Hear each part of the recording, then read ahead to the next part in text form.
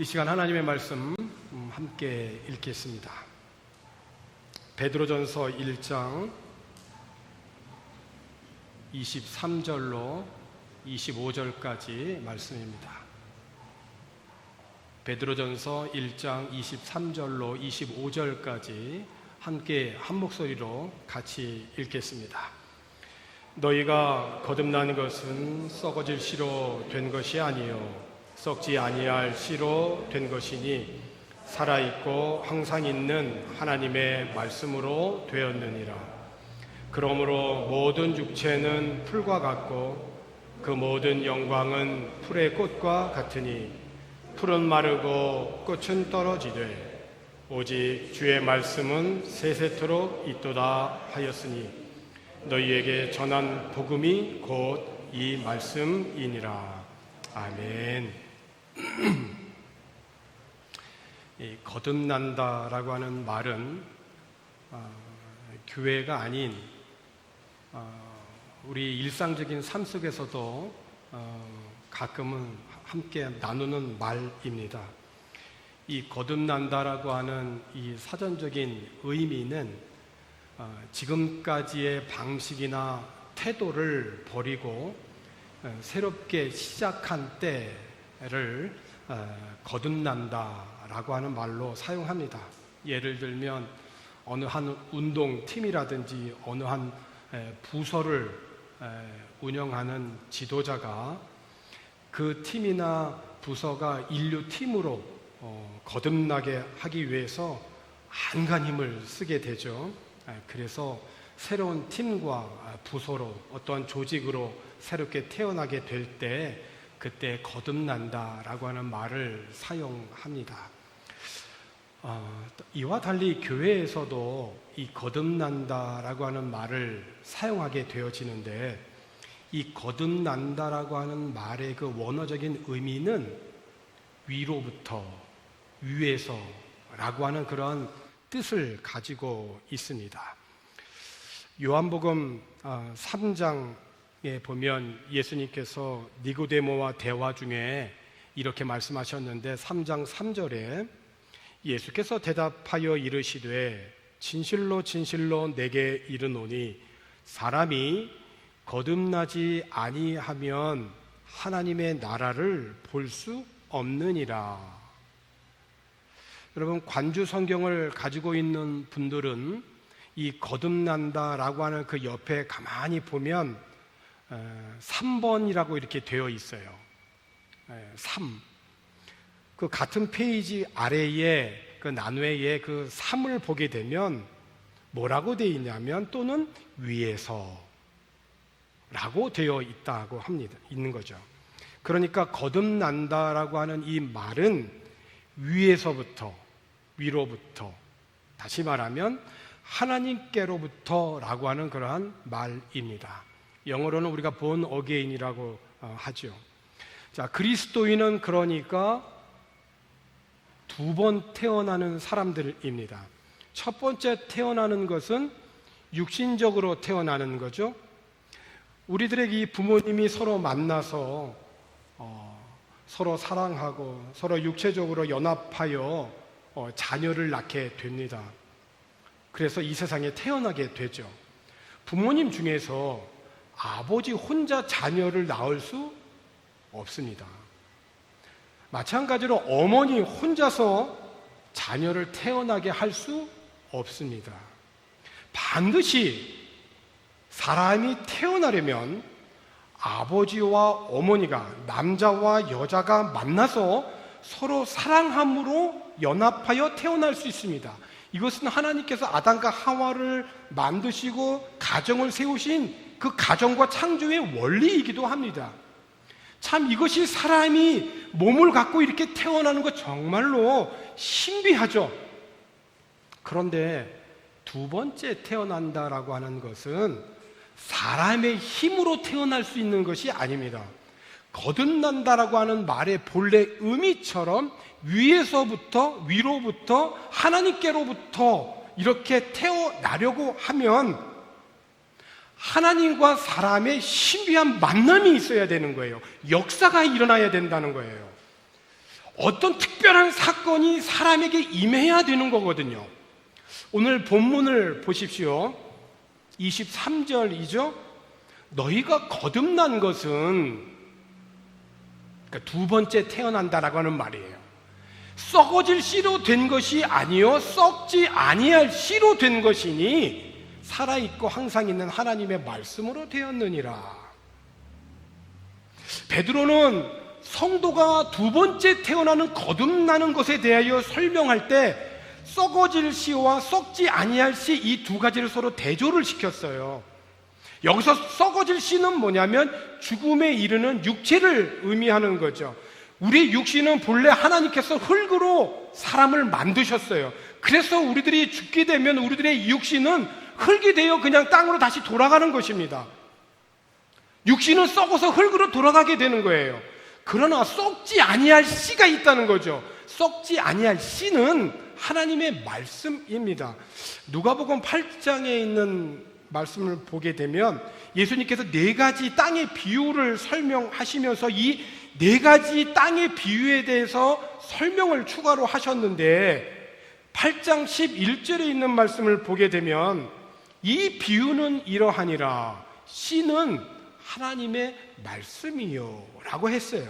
다시 말하면 사람이 첫 번째 태어나는 것은 남자와 여자, 아버지와 어머니가 서로 만나 사랑함으로 육체가 연합하여 자녀가 태어나는데 두 번째 태어나는 것은 다시 어머니의 뱃속에 들어가서 육체적으로 태어난다는 것이 아니라 영적으로 다시 태어난다라고 하는 것이죠.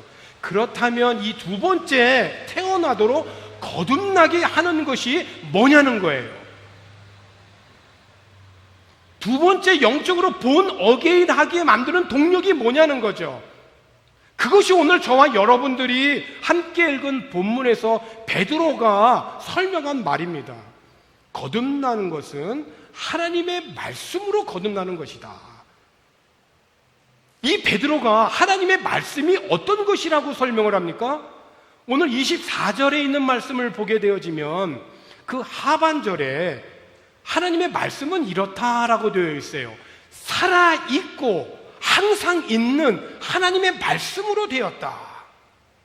여러분, 살아있다라고 하는 말이 어떤 의미일까요?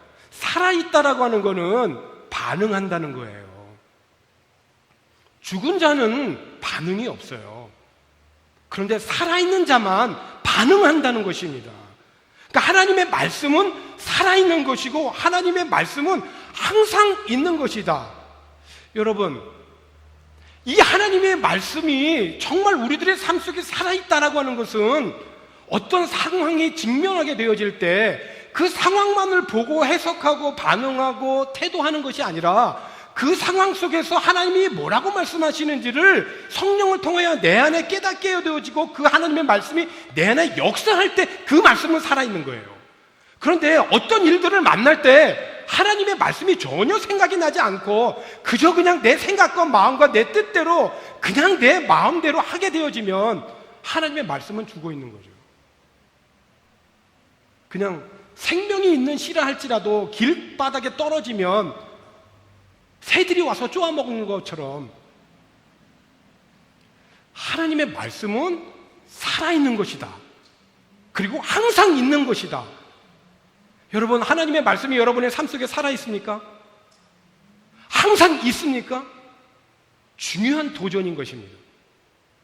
말씀이 살아있다라고 하는 것은 이미 베드로 사도가 오늘 본문 우리가 1장 23절, 4절, 5절을 읽었지만 앞에 있는 베드로 전서 1장 서론에 보면 1장 3절에 이렇게 설명을 했어요. 여기에 거듭난다라고 하는 말이 또 한 번 나오는데 1장 3절에 있는 말씀에 우리 주 예수 그리스도의 아버지 하나님을 찬송하리로다. 왜 찬송할 수밖에 없냐? 그의 많으신 긍휼대로. 무엇이 긍휼인가? 무엇이 하나님의 긍휼인가? 예수 그리스도를 죽은 자 가운데에서 부활하게 하심으로 말미암아. 그러니까 죽은 자가 아니라 살아있는 자라는 거예요. 부활하게 하심으로 말미암아 우리를 어떻게 합니까? 거듭나게 하신다. 이것은 우리들에게 산 소망이 있게 하신다. 할렐루야. 여러분, 하나님의 말씀이 육신이 되어 이 땅에 오신 분이 바로 예수 그리스도이십니다. 믿으십니까? 예. 요한복음 1장 1절에 태초에 말씀이 계시니라. 이 말씀이 하나님과 함께 계셨으니 이 말씀은 곧 하나님이시니라. 그런데 요한복음 1장 14절에 있는 말씀을 보게 되면 말씀이 육신이 되었다는 거예요.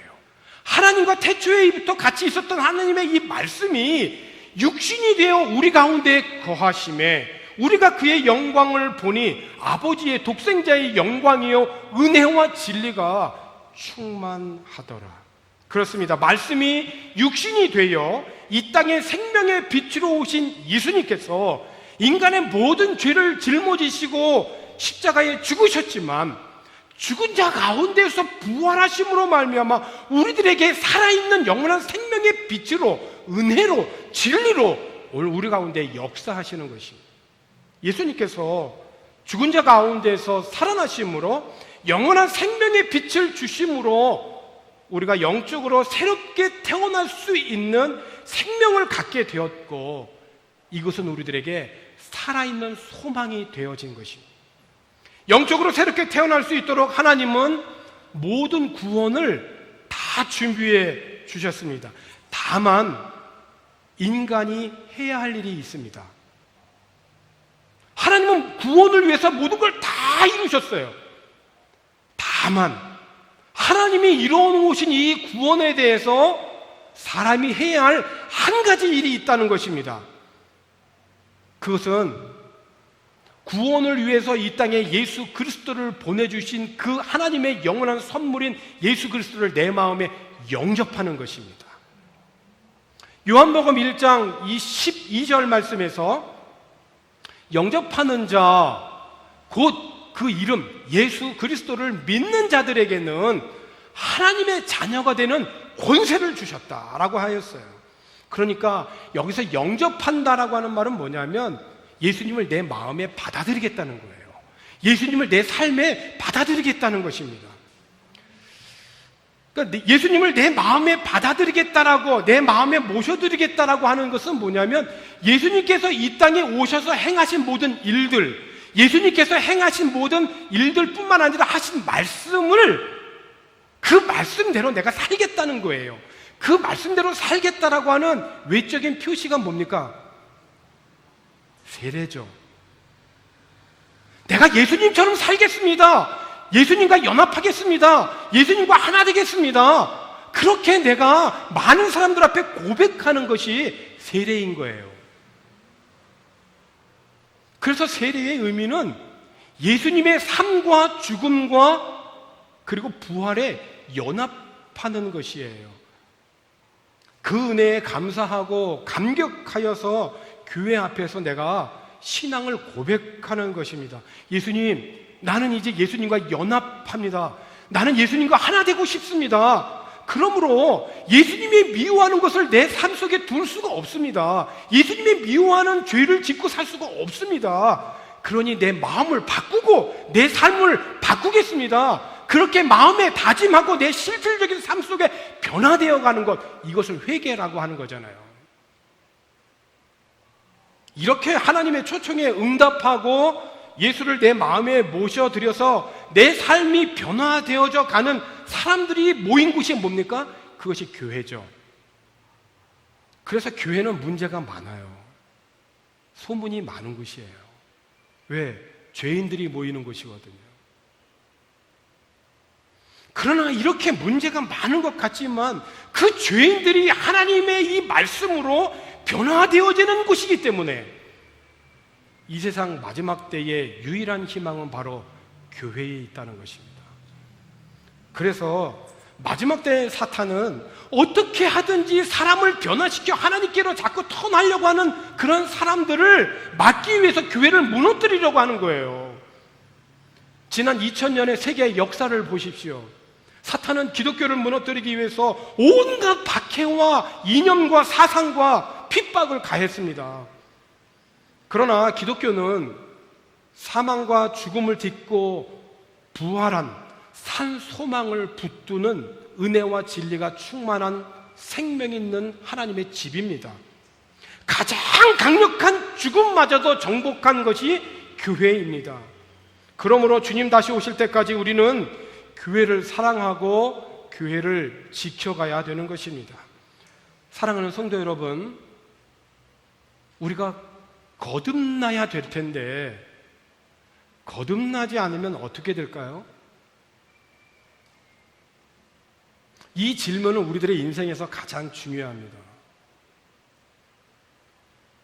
거듭나지 않으면 어떻게 되냐? 요한복음 3장 3절에 예수님이 니고데모와의 대화 중에서 이렇게 말씀하셨어요. 예수께서 대답하여 이르시되 진실로 진실로, 그 두 번 연거푸 말씀하신 거는 중요한 것이기 때문에 강조하는 거예요. 이거 굉장히 중요한 것인데 사람이 거듭나지 아니하면 하나님의 나라를 볼 수 없느니라. 거듭나지 않으면 하나님의 나라를 볼 수가 없는 거예요. 하나님의 나라가 이해가 안 되고 하나님이 깨닫지를 못하는 거예요. 요한복음 3장 5절에 예수님은 계속해서 이렇게 말씀하세요.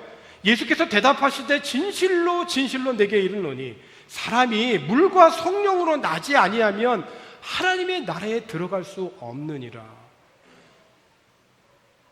그렇습니다, 여러분. 저는 오늘 예배 전에 다시 한번 하나님 앞에 두 손 모아 간절히 기도했습니다. 오늘 예배에 참여하고 이 자리에서 이 온라인으로 예배에 동참하는 모든 성도들이 이 하나님의 이 구원, 거듭나는 것에 대해서 한 명도 예외가 없게 해 주십시오. 살아있는, 항상 있는 하나님의 말씀이 우리들의 심령 속에 역사하여 이 하나님의 구원에서 벗어나는 영혼이 한 명도 없게 해 주십시오. 기도하는 마음으로 오늘 예배를 준비했습니다. 거듭나지 않으면 하나님이 다스리시고 통치하시는 하나님의 나라를 이해할 수도 없고 깨달을 수도 없는 거예요. 결국 거듭나지 않으면 하나님의 나라에 들어갈 수 없다는 것입니다. 그러므로 여러분, 우리는 반드시 거듭나야 됩니다. 어떻게 해요? 어떻게 거듭나라는 것입니까? 하나님이 예수 그리스도를 통하여서 이미 어떻게 거듭나야 되는지 구원의 길을 모두 다 이루어 놓으신 그 예수님을 영접하고 그 예수를 믿음으로 그분의 말씀 안에 거하는 것이에요. 요한복음 8장 47절에 있는 말씀을 보게 되면 하나님께 속한 자는 하나님의 말씀을 어떻게 한다고요? 듣는다고요. 여러분, 하나님께 속한다, 속했다, 속하지 않았다라고 하는 것을 우리가 알 수 있어요. 하나님께 속한 자는 하나님의 말씀을 듣는 자들이에요. 너희가 듣지 아니하면 하나님께 속하지 아니하였다. 여러분, 듣는다라고 하는 말의 의미는 뭡니까? 순종하겠다는 거죠. 내가 들음으로 그 말씀대로 살겠다는 거죠. 그러므로 우리는 자주 들어야 돼요. 무엇을 들어야 될까요? 하나님의 말씀을 들어야 되는 것입니다. 로마서 10장 17절에 있는 말씀을 보니까 그러므로 믿음은 들음에서 난다. 그런데 이 들음은 그리스도의 말씀으로 말미암는다라고 말씀을 했어요. 그러니까 우리의 믿음이 정말 좋은 믿음으로 정말 좋은 열매를 많이 맺고 주님이 원하시는 그런 제자의 삶을 살아가기 위해서는 하나님의 말씀을 듣는 자리에 우리가 더욱더 사모해야 돼요. 야고보서 1장 18절에 있는 말씀에서 그가 그 피조물 중에 우리로 한 첫 열매가 되게 하시려 자기의 뜻을 따라 진리의 말씀으로 우리를 낳으셨느니라. 진리의 말씀으로 저와 여러분들을 낳으셨다는 겁니다. 여러분, 진리가 뭡니까? 진리는 변해서는 안 되는 거예요. 진리는 예수 그리스도. 우리들의 인생의 길과 진리와 생명은 예수 그리스도이십니다. 하나님께서 진리의 말씀이신 예수 그리스도로 말미암아 우리를 낳으시는 거예요. 인간의 힘과 아름다움과 부와 명성은 곧 시들죠. 우리가 예배를 드릴 때 하나님 앞에 그래도 이 강단을 아름답게 또 꾸미기 위해서 우리 이장로님 늘 이렇게 앞에 예쁜 난을 이렇게 항상 갖다 놓습니다. 시들만 하면 갖다 놓고 시들만 하면 갖다 놓습니다. 좋아 보이지만 시들게 되거든요. 들의 풀을 보십시오. 정말 어떻게 저렇게 야생적인 그런 들에서 저렇게 이쁜 그런 풀과 꽃이 이렇게 피어나는가. 온 천하에 생명이 가득하잖아요. 그런데 그런 어떤 아름다움, 또 인간의 부, 자랑하는 명성, 이게 다 신다는 겁니다. 그러나 말씀으로 인하여서 거듭난 신자들은 하나님과 함께 영원히 살 것입니다.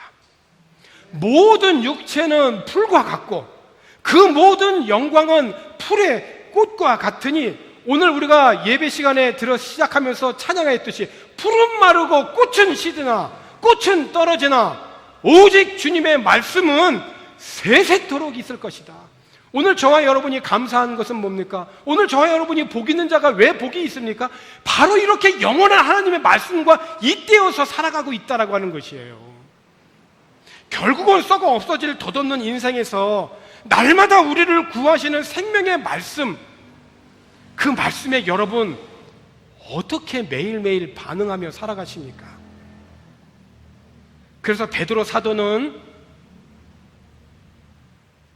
전에 우리가 썩어 없어질 씨로 태어났지만은 이제는 살아계신 하나님의 말씀으로 새로 태어나지 않았느냐, 그러면서 이렇게 우리가 살아야 되겠다 라고 권면한 내용이 오늘 우리가 읽은 본문 바로 다음 베드로전서 2장 1절에서 2절 3절에 이어서 나오고 있어요. 베드로전서 2장 1절과 2절 3절은 이렇습니다. 그러므로 모든 악독과 모든 기만과 외식과 시기와 모든 비방하는 말을 버리고, 2절 갓난아기들 같이 순전하고 신령한 젖을 사모하라. 갓난아이들 같이. 이는 그로 말미암아 너희로 어디에 이르도록? 구원에 이르도록. 구원은 잘하는 것이에요. 잘하게 하려 함이라. 3절 너희가 주의 인자하심을 맛보았으면 그리하라. 여러분, 신앙은 여러 가지로 정의 내릴 수 있을 거예요. 그러나 신앙의 시작은, 참된 시작은 거듭나는 것입니다. 거듭나는 것이에요. 거듭나게 하는 이 동력은 죽음에서 부활하신 예수 그리스도의 말씀입니다. 이 말씀은 살아있고 항상 있는 말씀이어서 우리를 찾아오는 것입니다. 그래서 신앙은 우리를 말씀으로 찾아오신 예수님을 받아들이는, 거듭나는 것에서 진정으로 시작하는 거예요. 사도 바울이 나 이렇게 하면 정말 열심히 하나님을 잘 섬기는 줄 알았거든요. 그래서 그의 열심은 타의 추종을 불허했잖아요. 외국까지 원정 나갔던 사람 아닙니까? 근데 그가 부활하신 예수 그리스도를 만나고 산 소망을 갖게 되어진 이후에 그는 진짜로 선교의 여행을 가지 않습니까? 거듭나야 되는 것입니다. 우리를 말씀으로 찾아오신 그 예수 그리스도를 내 마음에 영접하고 그 예수님의 말씀대로 내가 순종하여 살겠다라고 하는 것입니다. 사랑하는 성도 여러분, 우리를 거듭나게 하는 하나님의 말씀을 우리들의 일상적인 삶 속에서 사모하십시오. 젖을 먹고 싶다고 그렇게 울어대는 그런 갓난 아이처럼 여러분 말씀을 사모하십시오. 그 영적인 그런 영양분이 오늘 우리들의 삶을 살아가는 어떤 가치, 어떤 관점, 어떤 세계관이 되어야만 진정으로 우리들은 구원에 자라가게 될 것입니다. 우리를 과거의 죄에서 구원받게 하실 뿐만 아니라 현재와 영원한 미래까지도 함께 하실 그런 영원하신 하나님의 말씀이 오늘과 내일 여러분들을 온전한 구원으로 이끌어 가시기를 주님의 이름으로 축원합니다. 기도하겠습니다. 하나님 아버지, 감사합니다. 영원하신 하나님의 말씀을 통하여 우리를 거듭나게 하셔서 하나님의 자녀 삼아 주시니 감사합니다. 풀은 마르고 꽃은 시들지만 하나님의 말씀은 영원히 계속됨을 믿습니다. 이 말씀이 우리 안에 새 생명을 잉태하게 하셨으니 항상 하나님의 말씀을 기억하고 그 말씀에 순종하며 살아가는 우리들이 되게 하여 주옵소서. 예수님의 이름으로 기도하옵나이다. 아멘.